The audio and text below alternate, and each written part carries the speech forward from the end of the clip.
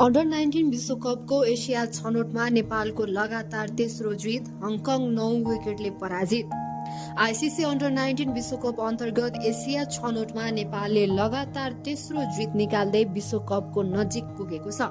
बुधबार तल्लो मूलपानी मैदानमा हङकङ विरुद्ध 9 विकेटको जित निकाल्दै नेपालले लगातार तेस्रो जित हात पारेको हो। यसअघि नेपालले युएई र ओमानलाई पराजित गरेको थियो। अब शनिबार अफगानिस्तानलाई पराजित गर्न सके नेपाल अन्डर 19 विश्वकप 2026 मा छनौट हुनेछ। बुधबार हङकङले दिएको 116 रनको लक्ष्य नेपालले 1 विकेटको क्षतिमा 12/3 ओभरमै पूरा गर्यो। नेपालको जितमा ओपनर साहिल पटेलले नट आउट 42 रन बनाए। उनले 41 बलमा 8 चौका हिर्काए। अर्का ओपनर नीरज कुमार यादवले 12 बलमा 4 चौकाको मध्य 33 रन बनाए। कप्तान नरेन पटेलले 23 बलमा 8 चौका प्रहार गर्दै नट आउट 39 रन बनाए। त्यसपछि टस जितेको नेपालले फिल्डिङ रोजेपछि पहिले ब्याटिङ गरेको हङकङ 46 ओभरमा 115 रनमा अल आउट भयो। हङकङका लागि कप्तान शिव माथुरले 63 रन बनाए। उनले 116 बलमा 4 चौका र 1 छक्का प्रहार गरे। आर्य पन्जावनीले 13 रन र वीर माथुरले 12 रन बनाउन सके। बलिङमा नेपालका लेग स्पिनर युवराज खत्रीले 4 विकेट लिए। उनले 10 ओभरमा 18 रन खर्चे भने 44 बल डट फ्याँके। विपिन प्रसाद शर्माले 3 विकेट लिए। उनले 6/2 ओभरमा 24 रन खर्चे। सन्तोष यादवको नाममा 2 विकेट रह्यो। प्रतियोगितामा नेपाल सहित अफगानिस्तान, हङकङ, ओमान र युएई सहभागी छन्। यो छनौटको विजेता मात्रै सन् 2026 मा जिम्बाब्वे र नामिबियामा हुने आइसिसी अन्डर 19 विश्वकपमा छनौट हुनेछ। प्रतियोगितामा नेपालको मुख्य चुनौती अफगानिस्तान देखिएको छ। अब शनिबार अफगानिस्तानलाई हराउन सके नेपालले 9औं पटक युवा विश्वकप खेल्नेछ। नेपालले गत वर्ष दक्षिण अफ्रिकामा भएको विश्वकप खेलेको थियो। त्यसअघि नेपालले 2000 देखि 2008 सम्म लगातार 5 पटक विश्वकप खेलेको थियो।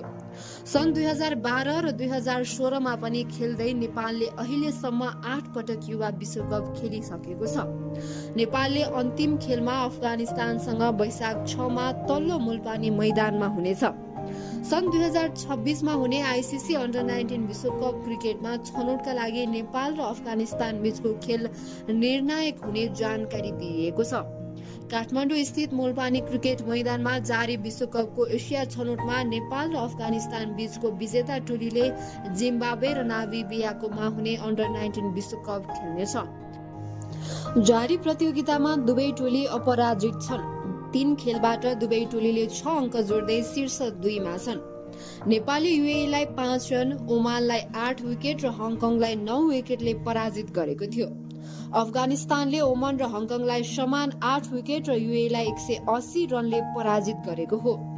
आउँदो शनिबार नेपाल र अफगानिस्तान बीच दरो खेल हुने जनाइएको छ। उक्त खेलमा जुन टोली विजेता हुन्छ सोही टोलीले विश्वकपमा आफ्नो स्थान सुरक्षित गर्नेछ।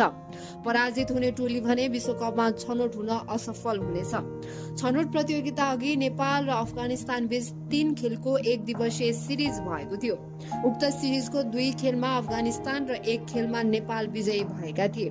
2080 को माघमा भएको अन्डर 19 विश्वकपमा अफगानिस्तानलाई 1 विकेटले हराउँदै नेपालले सुपर 6 को यात्रा तय गरेको थियो। प्रतियोगितामा नेपालको मुख्य चुनौती अफगानिस्तान देखिएको छ। अब आउने शनिबार अफगानिस्तानलाई हराउन सके नेपालले 9औं पटक युवा विश्वकप खेलेर नेपाललाई कीर्तिमान बनाउनेछ। नेपालले गत वर्ष दक्षिण अफ्रिकामा भएको विश्वकप खेलेको थियो। त्यसअघि नेपालले 2000 देखि 2008 सम्म लगातार 5 पटक विश्वकप खेलेको थियो भने सन् 2012 र 16 मा पनि खेल्दै नेपालले अहिलेसम्म 8 पटक युवा विश्वकप खेलिसकेको हुनेछ।